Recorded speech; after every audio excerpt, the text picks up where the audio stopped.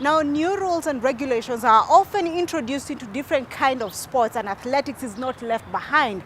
This time round, IAAF has introduced a cross-country heat in the middle distance races in terms of qualifications. I'm talking about the 1500 meters, the 3000 meters, and the 3000 meters steeplechase races. In stage one of the races that I have mentioned above of the 2018 Youth Olympic Games, all athletes will compete in a heat of their individual event, as is the norm in the track and field competitions. The final of the women's 3,000 meter steeplechase is... However, in the second stage of the competition, all athletes from these three race events will compete in a cross-country race, one race for the boys and one race for the girls, so as to qualify for the race finals.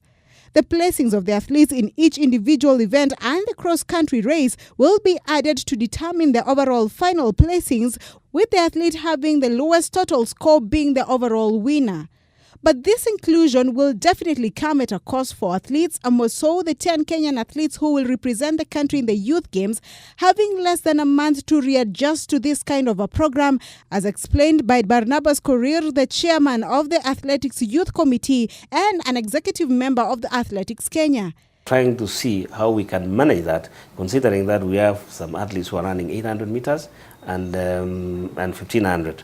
Those ones might not be able to compete in the long distance. This is a change in attitude on how we are also going to handle this competition, so we have to be ready and see the rules. The problem that we might be having now is that these changes does not come in time so that the athletes can adjust.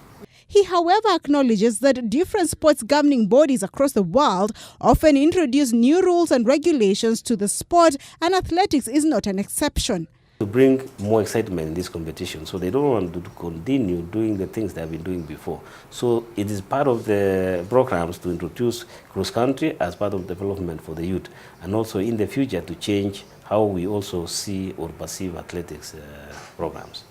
Depending on how the new format is received during its debut in Argentina, IAAF will, going forward, work on how to introduce it to other major competitions, a move that in future is likely to lead to the scrapping off of the cross-country competitions at the expense of Kenya and other African countries which dominate in the hard terrain competition.